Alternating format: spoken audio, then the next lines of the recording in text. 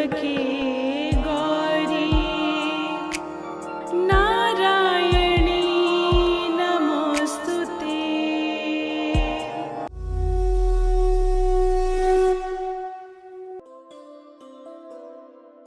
नमस्कार, मैं शिखा सिंह एक बार फिर आप सभी के सामने राघवेश जी के साथ। जय जगदम्बिके, जय भवानी। हम सभी पर माता का अनुग्रह सदैव बना रहे। जी, कल शारदीय नवरात्रि की पहली तिथि पर राघवेश जी ने हमें नवरात्रि के प्रकारों, 9 तिथियों की 9 देवियों और 7 चक्रों के बारे में बताया और साथ ही बताया माता शैलपुत्री की कथा के बारे में। आज हम राघवेश जी से जानेंगे माता के द्वितीय स्वरूप ब्रह्मचारिणी के बारे में। राघवेश जी कृपया इस ज्ञान यात्रा को आगे ले चलें। ब्रह्मचार्युतं शीलं ब्रह्मचार्युतं शीलं यस्य सा ब्रह्मचारिणी यस्य सा ब्रह्मचारिणी सच्चिदानन्द सुशीला च सच्चिदानंद सुशीला च विश्वरूपा नमोस्तुते विश्वरूपा नमोस्तुते। अति उत्तम। ये थी माता के ब्रह्मचारिणी स्वरूप की स्तुति। ब्रह्मचर्य का अर्थ है ब्रह्म का अनुशीलन व्रत। इसे धारण करने वाले पुरुष को ब्रह्मचारी एवं स्त्री को ब्रह्मचारिणी कहते हैं। हमारे सनातन धर्म में जीवन को 4 अवस्थाओं या 4 आश्रमों में विभाजित किया गया था। हमारे ज्ञानी ऋषि मुनियों ने वर्षों तक साधना करके, अनुसंधान करके, इसका अभ्यास करके इन 4 आश्रमों का विधान गृहस्थों को पालन करने के लिए प्रेरित किया। 12 वर्ष तक का काल जो होता है जन्म के बाद से, वो तो बाल्यावस्था रहती है। उसके बाद आरंभ होता है 12 से 24 वर्ष की उम्र तक ब्रह्मचर्य आश्रम। और इसी ब्रह्मचर्य आश्रम में लोग विद्या का अनुशीलन करते हैं, विद्या ग्रहण भी करते हैं। उसके बाद 25 से लेकर 50 तक होता है गृहस्थ आश्रम, जहाँ व्यक्ति जो है अपनी पारिवारिक जीवन जीता है और अपने समाज के लिए, व्यापार के लिए, अपनी जीविका के लिए, अपनी आने वाले संतति के लिए, सब चीज़ों के लिए काम करता है। और जब व्यक्ति 50 साल को पार करता है तो 50 से 75 ये होता है वानप्रस्थ का समय। वानप्रस्थ में क्या है कि मनुष्य को थोड़ा सा अध्यात्म की ओर उन्मुख हो जाना चाहिए। धीरे धीरे जो सांसारिक बंधन है उनसे थोड़ा थोड़ा खुद को अलग करके भगवत मार्ग पे जाने के लिए ब्रह्म का अनुसंधान करने की ओर उन्मुख होना चाहिए। और जब परिपक्वता आ जाती है तब आता है संन्यास आश्रम 75 वर्ष के बाद। और ये है, अगर हम जीवन को आदर्श तौर पे 100 वर्ष का मानते हैं तो ये है उसका विभाजन। और वैसे संन्यास आश्रम के लिए कोई बंधन नहीं है। कोई आध्यात्मिक हो तो बचपन में भी अगर उसको सही गुरु मिल जाए, आदि शंकराचार्य की तरह, तो बचपन में भी सन्यासी हो जाता है। बाल्यावस्था तो खेलते कूदते गुजर जाती है, लेकिन उसके बाद जब मनुष्य प्रविष्ट होता है ब्रह्मचर्य आश्रम में, थोड़ा समझदार हो जाता है, तो अगले 12 वर्षों तक जो कुछ सीखता है, समझता है, अभ्यास करता है, उससे ही मनुष्य का संपूर्ण व्यक्तित्व जो होता है वो निर्मित होता है। इसी काल को ब्रह्मचर्य आश्रम कहा जाता है। इस समय बालक और बालिकाएं आहार, निद्रा, भय एवं काम पर विजय पाने का अभ्यास करते हैं और अच्छे चरित्र को आत्मसात करते हुए विद्या का अभ्यास करते हैं और ब्रह्म को समझने का प्रयास भी करते हैं। इस अवधि में जो जितना अनुशासित होता है उतना ही अच्छा एवं सफल व्यक्ति बनता है। जी, जैसा कि राघवेश जी आपने बताया कि सनातन धर्म में जीवन को 4 अवस्थाओं में विभाजित किया गया है, तो अगर मैं आसान तरीके से समझना चाहूँ तो ये विद्यार्थी जीवन के ही वर्ष हैं। हाँ बिल्कुल, ये विद्यार्थी जीवन के वर्ष हैं ब्रह्मचर्य वाले। इस दिन साधक को अपने ध्यान का केंद्र जो है वो स्वाधिष्ठान चक्र में रखना चाहिए। स्वाधिष्ठान चक्र का स्थान आप चित्र में देख सकते हैं। इस चक्र में जो ऊर्जा होती है वो प्रजनन, मूत्र तंत्र, मौलिक भावनाएं, रचनात्मकता, व्यसन, जिज्ञासा इत्यादि को नियंत्रित करती है। तो साधना मार्ग में बढ़ने के लिए सबसे पहले हमें इस चक्र को ही साधना पड़ता है, इसकी ऊर्जा को नियंत्रित करना पड़ता है। अच्छा, तो ये स्वाधिष्ठान चक्र है। राघवेश जी, अब हम ये जानना चाहेंगे कि माता ने ब्रह्मचारिणी स्वरूप कब और क्यों धारण किया होगा? ये स्वरूप माता शैलपुत्री का ही तपस्वी स्वरूप है। माता शैलपुत्री की कथा में आप लोगों ने जाना कि पर्वतराज हिमालय एवं मैना देवी के घर माँ आदि पराशक्ति ने सती अवतार के बाद पुनः जन्म लिया शिव के साथ संयुक्त होने के लिए। शिव तक पहुँच पाना, उन्हें विवाह का प्रस्ताव देना असंभव था क्योंकि शिव स्वयं समाधि में लीन थे। माता शैलपुत्री ने अब ब्रह्मचारिणी स्वरूप धारण किया और राजपुत्री को मिलने वाले सारे सुख और वैभव का त्याग कर चल पड़ी दुर्गम वन की ओर। शिव को प्राप्त करने के लिए उनकी घोर तपस्या करके उन्हें प्रसन्न करके पति के रूप में पाने के लिए। उधर ब्रह्मचारिणी माता तपस्या में लीन थी, तपस्या में बैठी हुई थी महादेव को प्रसन्न करने के लिए। उधर संसार में तारकासुर नाम का एक असुर पूरे संसार को, तीनों लोगों को आक्रांत करने लगा अपने अत्याचारों से। राघवेश जी, हम ब्रह्मचारिणी माता के बारे में बात कर रहे थे, लेकिन अचानक से आपने जिक्र किया तारकासुर का। ये तारकासुर कौन था? महर्षि मरीचि और कला देवी के पुत्र थे कश्यप ऋषि, जिनका सप्त ऋषियों में अहम स्थान है। और कश्यप ने प्रजापति दक्ष की 17 पुत्रियों से विवाह किया था, जिनमें थी दिति और अदिति। दिति जो थी वो दैत्यों की माता बनी एवं अदिति जो थी वो देवों की माता बनी। दिति और अदिति के पुत्रों में आपस में कभी नहीं बनी, क्योंकि स्वभाव से ही दोनों एक दूसरे के बिल्कुल विपरीत थे। जहाँ देवता अच्छे कर्म करते थे वहीं असुर जो थे उग्र क्रूर कर्मों में लिप्त रहते थे। इसी कारण वो हमेशा तिरस्कृत भी होते रहे, क्योंकि उनके आदर्श, उनकी सोच, हर चीज़ ही गलत थी जो संसार के विपरीत होती थी।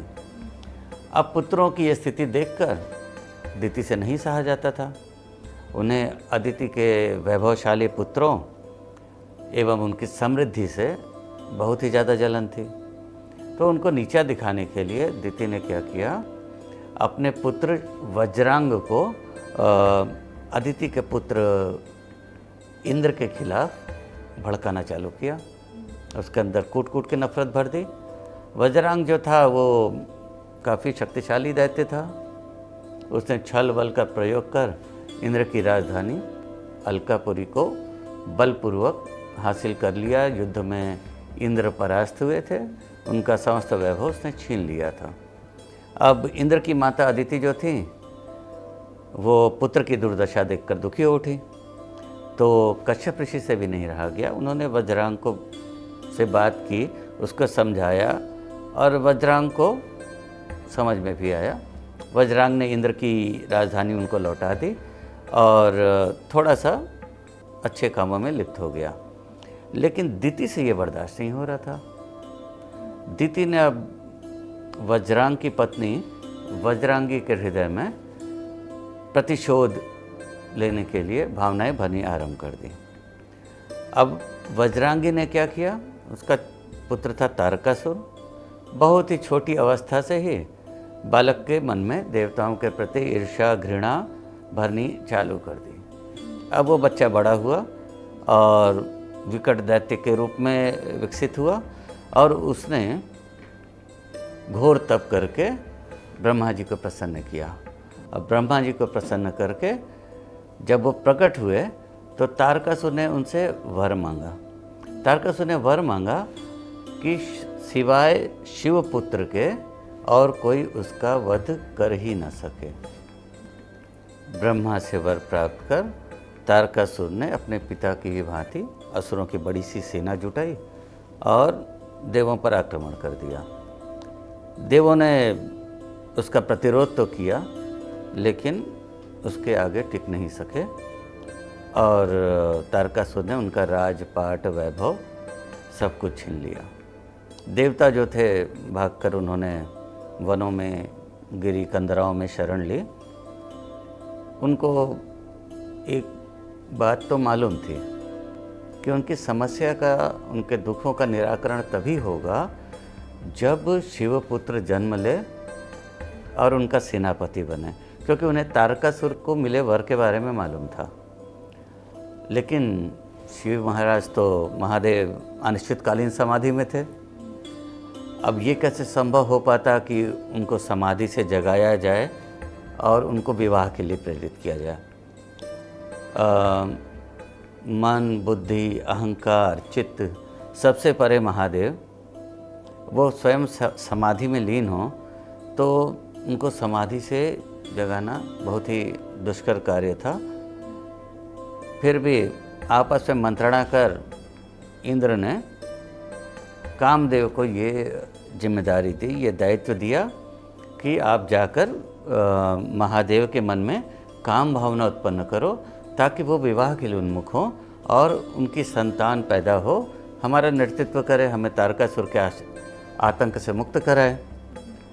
कामदेव चल दिए कैलाश, लेकिन ये आसान तो था नहीं। उन्होंने अपने तरीके, तरह तरह के तरीके आजमाने आरंभ किए, लेकिन मन, चित्त, बुद्धि, अहंकार सबसे परे महादेव उनके प्रयासों से कैसे डिग जाते। आखिर कुछ न चलता देख कामदेव ने अपना सबसे अमोघ अस्त्र पुष्प बाण चला दिया। शिव को बाण लगा तो उनकी समाधि टूटी, लेकिन हुआ कुछ उल्टे ही। क्रोध में शिव जी का तीसरा नेत्र खुल गया और तीसरे नेत्र से निकली ज्वाला से कामदेव भस्म हो गए। अब देवों में हाहाकार मच गया, उनकी आशा ही टूट गई कि अब क्या होगा। शिव ने कामदेव की धृष्टता का कारण पता किया, तब उन्हें पता चला कि संसार को तारकासुर व्यथित कर रहा है। और जब ध्यान से बाहर आ ही गए थे तो उनको पर्वतराज की पुत्री पार्वती के कठिन तप का भी पता चला। शिव पहले तो विस्मित थे, लेकिन पार्वती के तप में इतनी शक्ति थी कि महादेव पुनः समाधि में नहीं जा पाए। और इधर अवसर देख के देवताओं के कहने पर सप्तऋषि जा पहुँचे महादेव के पास। महादेव को लगता था कि कोई भी स्त्री सती देवी का स्थान कभी नहीं ले सकती, किंतु अब पार्वती का उनके प्रति अनुग्रह उन्हें विवश कर रहा था, खींच रहा था। लेकिन महादेव वैसे तो डिगने वाले हैं नहीं। उन्होंने सोचा कुछ परीक्षाएं ले ली जाएं। उन्होंने सप्तऋषियों को भेजा माता पार्वती की परीक्षा लेने के लिए। उन्होंने विकट परीक्षाएं ली, सब में पार्वती देवी उत्तीर्ण हुई। इधर सप्तऋषियों के प्रयास तो चल ही रहे थे, लेकिन जब तक माता जितने दिनों तप में बैठी हुई थी, उस बीच उनको असुरों की तरफ से भी बहुत व्यवधान आया था, लेकिन वो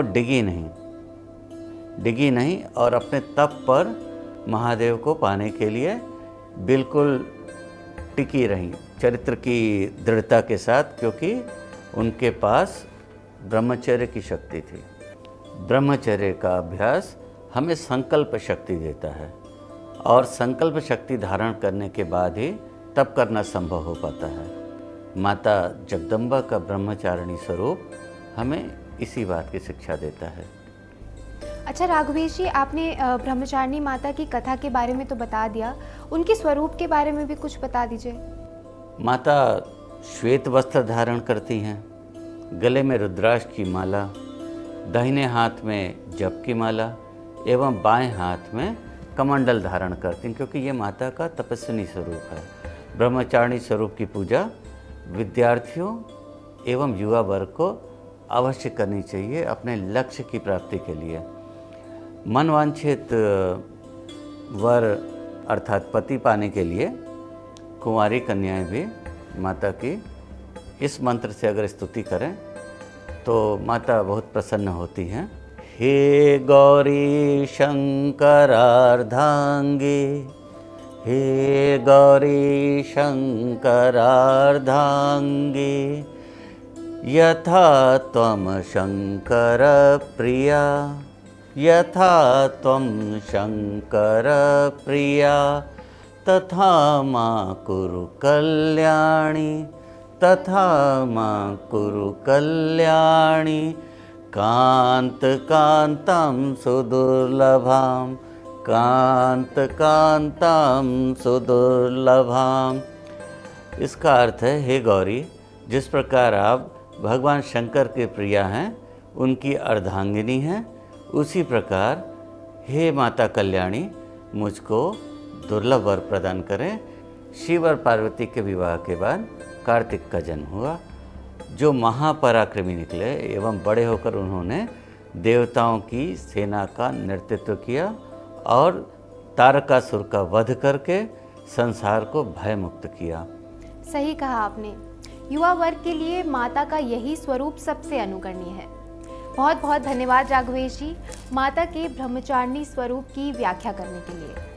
जयति जय जगदम्ब भवानी। कल हम फिर मिलेंगे और माता चंद्रघंटा के बारे में जानेंगे राघवेश जी से। जय मां दुर्गे। नारायणी।